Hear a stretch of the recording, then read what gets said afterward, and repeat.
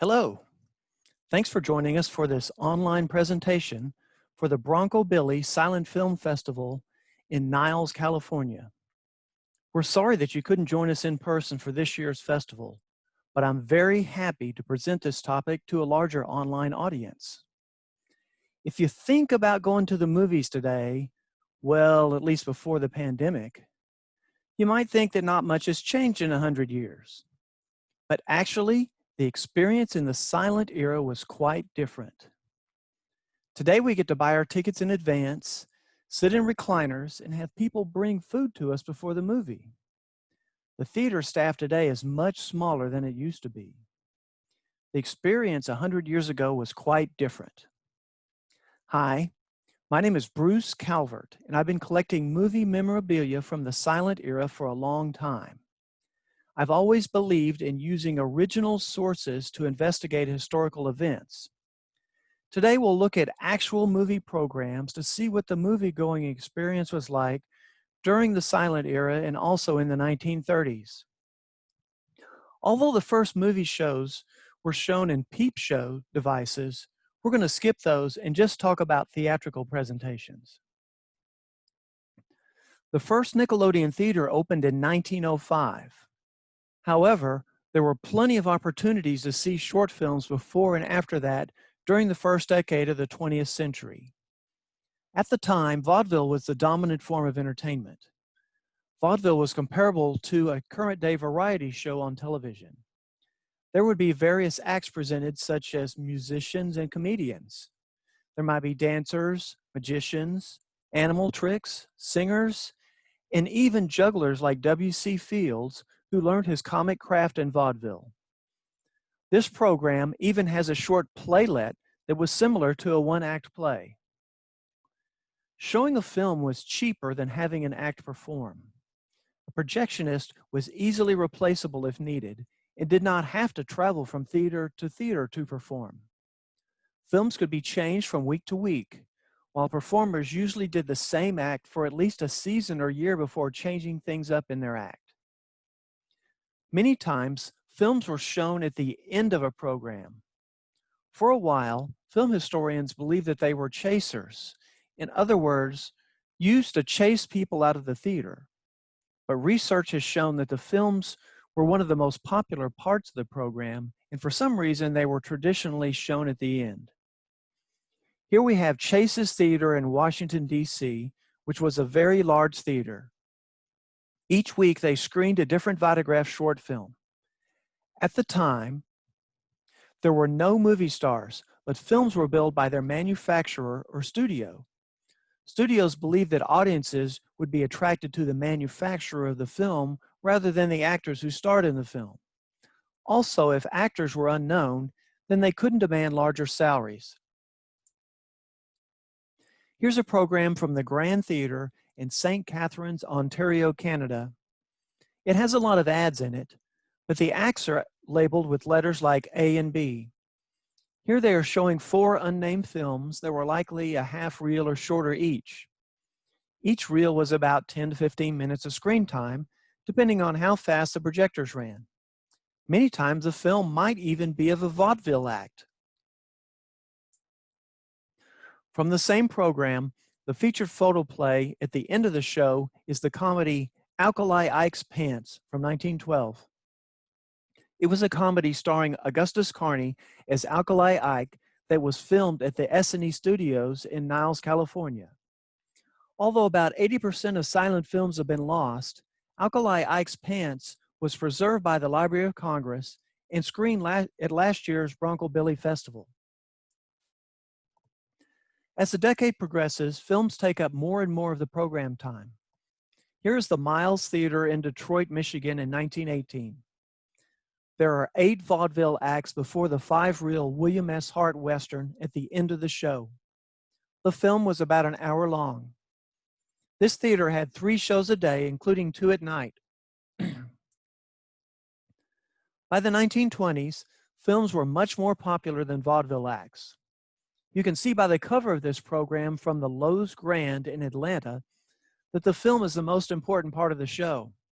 However, larger theaters kept vaudeville acts on the program just to attract bigger audiences, and the theater could charge more for a ticket with an elaborate show. Nickelodeons were small theaters that were set up in a storefront. They were not originally built to be a theater, but they usually did have an elaborate facade outside to draw in customers. They showed a program of short films that usually lasted about an hour. There were thousands of these theaters as they were cheap to open and they made a ton of money. Their popularity declined when feature films became a big part of the program. Audiences wanted more comfortable seats, bigger auditoriums, and a nicer atmosphere. Here's an image of the inside of the same program. Notice that the film program changes every day. Each day's program consists of several short films, not feature films. Only 3 of the films have an actor listed with the title. This is a, quote, licensed theater, unquote, showing only films from the Patents Trust. We don't have time to get into the patent wars, but the main studios, led by Thomas Edison, tried to pool their patents and keep competitors out of the movie business. Besides licensed theaters, there were independent theaters that showed films from the studios that were not part of the Patents Trust. During the silent era, large movie palaces on Broadway in New York kept many of the services that they offered when they presented live theater. The giant Capitol Theater in New York had a nurse and doctor on call in-house in 1922. Even the head projectionist gets credit in their programs. The Capitol Grand Orchestra put on a big show. Managing director Edward Major Bowles hosted a well-known amateur hour radio program in the 1930s and 1940s. The Strand Theater on Broadway had attendants in the ladies' restroom to assist women in 1915. If you were a doctor or were expecting an important call, you could notify an usher, and the usher would find you if your call came into the theater's phone. Also, the theater offered filtered water for your drinking pleasure. When people went to the movies, it wasn't always in a traditional movie theater. The Baltimore Orioles baseball park was used as an outdoor movie theater in 1916. There were no night baseball games at the time because no stadiums were equipped with lights. Notice that refreshments are served and smoking is permitted. And an open-air stadium always has a cool breeze. At the time, the Orioles were a minor league team in the International League. The team that we know of as the Baltimore Orioles today were originally the St. Louis Browns. They moved to Baltimore in 1954. An unusual type of theater was an air dome. Think of a drive-in theater without the cars. Air domes were popular in the teens because the cost to start a theater was very low. Also, indoor theaters could be very hot in the summertime. Sitting outside in the dark, watching a film could be much cooler. But you did have to worry about rain and bugs, so they had pretty much died out by the 1920s. The Knights of Pythias were a fraternal lodge like the Elks or Masons. Apparently, East Hiram, Maine was a very small town and didn't have a movie theater. But either the Knights of Pythias presented the show themselves or they rented out the theater to a traveling exhibitor. The Valley of Silent Men was released a full year earlier than this screening, so you can see that the film screened quite a while after they were released. Here is Lilac Time from 1928, screening at the Roxbury High School Auditorium, probably in Roxbury, New Jersey. There are 2 showtimes that include an Our Gang comedy short and a newsreel. Since it says that the usual admission is charged, this is likely a regularly scheduled screening. When thinking about classic and silent films, one of the questions I get asked a lot is whether theaters had specific showtimes or they showed films continuously. The answer is yes. They were scheduled both ways. This program from the Lincoln Theater in Los Angeles illustrates it nicely. Most days, They had shows at night scheduled at 7 o'clock and 8:45. But on Sundays and holidays, the films ran continuously from 2:15 to 10:30 p.m.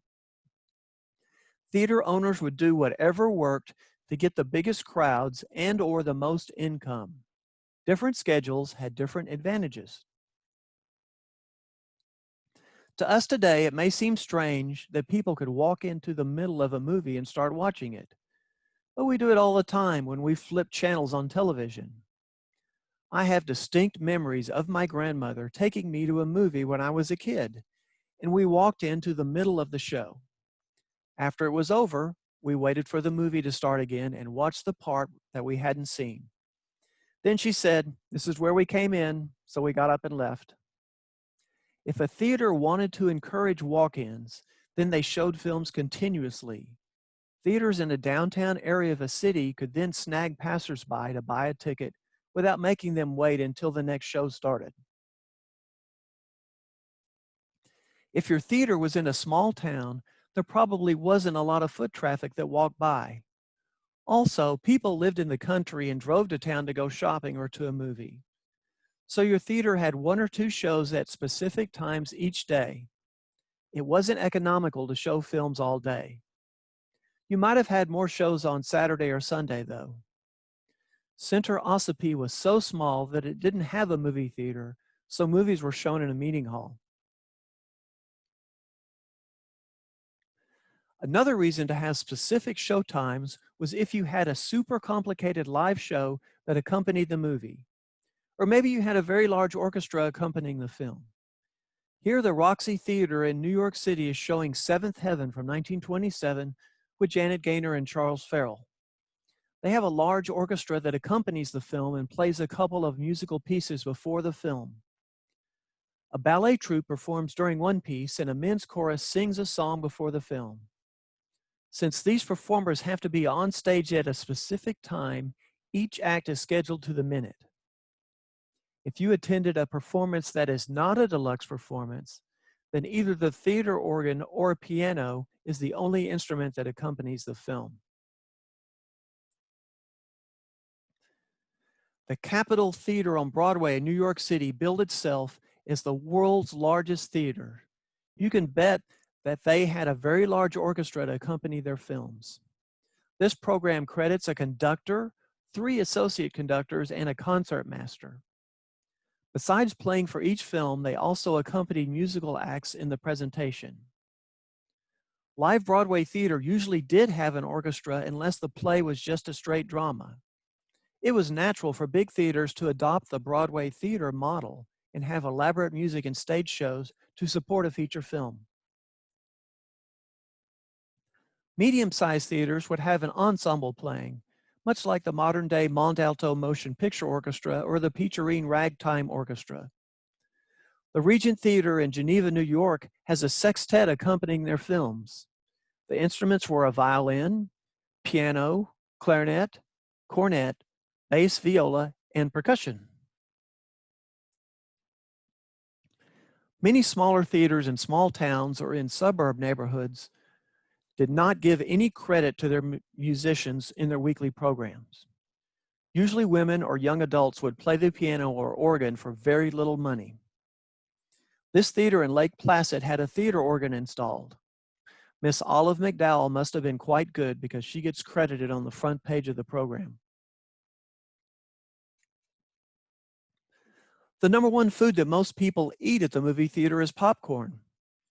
But it wasn't always that way. Early movie palaces did not want people eating inside them because food could spill all over the nice floor. Many theaters were located on main streets next to stores that happened to sell snacks. According to the book, Popped Culture, A Social History of Popcorn by Andrew Smith, some theater owners would lease space inside of or on the front sidewalk to street vendors who would sell popcorn to moviegoers. During the Great Depression, which was in the sound era, theater owners found that popcorn cost very little and that selling it was the difference between losing money and making money. They started building candy and popcorn stands inside the theater. World War II solidified popcorn status as the #1 movie snack. Due to sugar shortages, candy and soft drinks were not always available. There was always plenty of popcorn to munch on, though. Of all the programs that I have from the silent era, this is the only one that mentions popcorn. The Broadway Theater in Farmington, Maine has Butterkist popcorn and fresh roasted peanuts for your enjoyment in July 1928. Butterkist is a brand of popcorn that is still around today. They definitely would not have put that slogan at the top of the program if popcorn and peanuts were not popular. I'm sure that everybody has a grandparent or great-grandparent that loved to attend Saturday matinees. Most adults like to sleep in on Saturday or run errands and get stuff done around the house. But theaters figured out pretty early that children had Saturday mornings free, so they scheduled cheaper matinee shows that appealed directly to kids. They had me at free candy. Here, the Lyric Theater in Elizabeth, New Jersey is screening an old Chaplin Keystone film, a serial chapter, and a cowboy movie. Two of the genres that really appeal to children were cliffhanger serials and westerns. Here, the Symphony Theater in Compton, California served up both, along with a free ice cream cone. We know that New York never sleeps, and the movie theaters didn't either. Here, the Paramount Theater has an 11:45 p.m. show every day in 1928. Notice that the time of the movie feature shows are announced, but not the other acts. Popular live Broadway shows have been having midnight shows for years, especially on the weekends. So it is natural that big movie theaters in Manhattan would follow suit. Here, the L&A Theater in El Paso, Texas has a special midnight, 11:30 show of their next attraction, Our Modern Maidens, which was the sequel to the silent Our Dancing Daughters from 1928, which also starred Joan Crawford. Here's a page from the program for two Lowe's theaters during the last week of December 1929. Notice that the Melba Theater in Brooklyn has a late night New Year's Eve show at 11 p.m. I have a theory, but I can't prove it. Remember that in 1929, Prohibition was in effect. Unless you could get into a speakeasy, it was difficult to have a party with alcohol for New Year's. Many small towns frowned on parties with alcohol before and after Prohibition, which lasted from 1920 to 1933. So movie theaters attracted young and old to late night movies on New Year's Eve.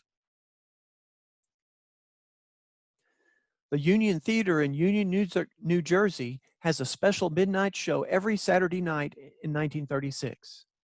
You can even see the double feature before the midnight show and then see the midnight show for the same price.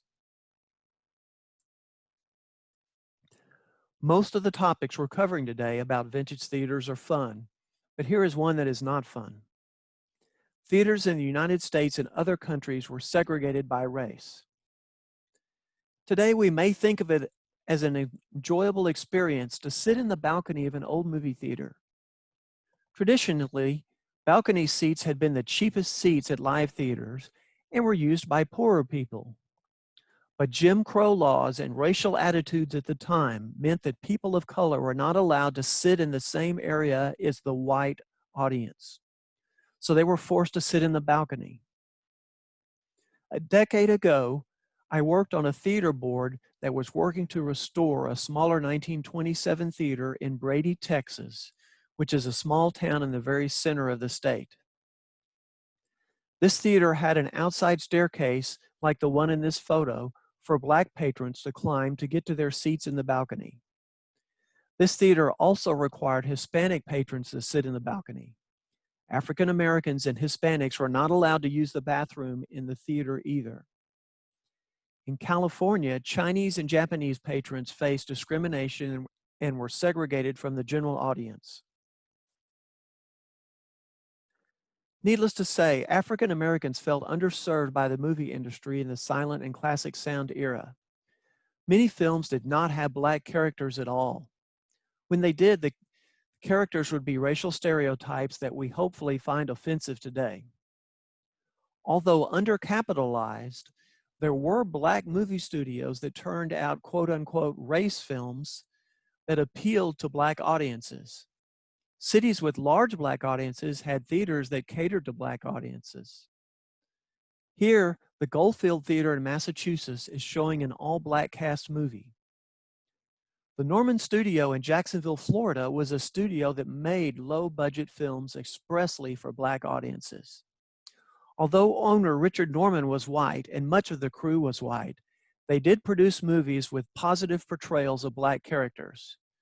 Black characters were heroes and important to the story, rather than just being maids and railroad porters. Believe it or not, the Norman Studios still stand today. You can find more information about them at thenormanstudios.org.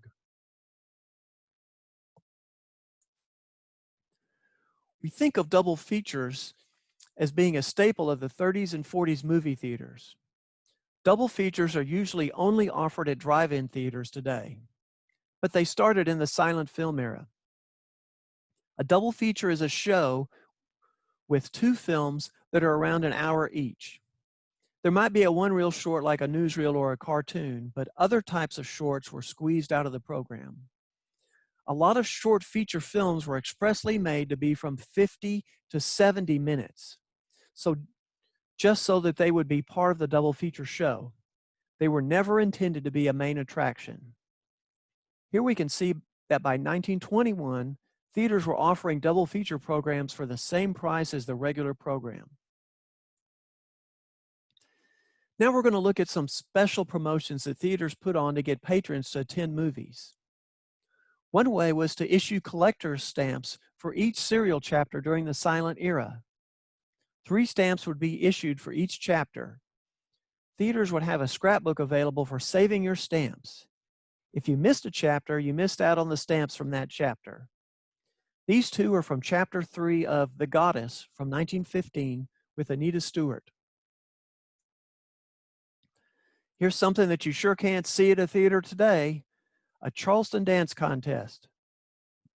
This theater in Compton, California, held them every Saturday night. A couple could win $20 every Saturday night and for $25 for the finals. The average weekly salary in 1925 was $63, so this was a significant amount of money. During the Great Depression, theater owners were desperate to do anything to get people to come in and watch a movie. One of the most successful promotions to pull people into theaters was Bank Night. Originated in 1931, it was a franchise that a theater could subscribe to for signage and film promotions. No purchase was necessary to comply with sweepstakes laws in each state, but you had to claim your prize the day that your name was announced as the winner. Most people just came to the movie anyway, and it was a huge bonus if they won. If you've seen the Charlie Chase comedy short Neighborhood House from 1936, the story involves Bank Night. The film was originally entitled Bank Night, but since the Howe Road Studio did not have permission to use the name, it had to be changed to Neighborhood House. The Kinema Theater in Los Angeles was really bribing their patrons to come back every week. There were free cosmetics for ladies every Monday night and free dresserware every Wednesday night. Dresserware items are items that would be on a lady's vanity like a hairbrush or a jar of face powder. And of course, there was free candy for the kiddies. Afternoon matinees were not just marketed to the kids on Saturdays. Here, the Capitol Theater in Arlington, Massachusetts, has a weekly Wednesday afternoon show just for housewives. There is a live cooking school and free recipes every week. And after that, you still get to see the newsreel and the double feature. During both World Wars, theaters used to sell war bonds. Commercials were shown asking patrons to buy bonds. Warner Brothers cartoons from the World War II era make fun of these. Here, the Wood Theater in Woodbury, New Jersey is offering free admission if you buy a war bond at the theater. Incidentally, this program is from the week of August 6, 1945. August 6 was the day that an atomic bomb was dropped on Hiroshima, Japan. Here's a very interesting theater program from the Aoi Kwan Movie Hall in Tokyo, Japan, for the week of May 17, 1920. Half of the program is in English and half in Japanese. Apparently, this theater catered to foreigners, especially Americans, since it showed American films, although the films had been released a year or two earlier. Back before films, when Magic Lantern slideshows were presented to an audience, there was always a narrator or lecturer to explain what we were seeing on screen. While this format died out during the Nickelodeon era in most of the world, it didn't stop in Japan until the sound era began around 1934 to 1935. A benshi wouldn't just read the titles. He or she, and at least 10% were women, would explain the story to the audience, usually embellishing it with more details. Because American customs seemed very strange to Japanese audiences, benshi could explain American culture to audiences. The best benshi became popular, and women patrons adored them just like movie stars. Before I sign off, here's a program from the Liberty Theater in Honolulu, Hawaii from 1916. Notice at the end of each evening's show, the organist will play the famous Hawaiian song, Aloha Oi. Presumably, the audience gets to sing along as they left the theater. I hope you've enjoyed this stroll down the aisles of movie theaters from the last century.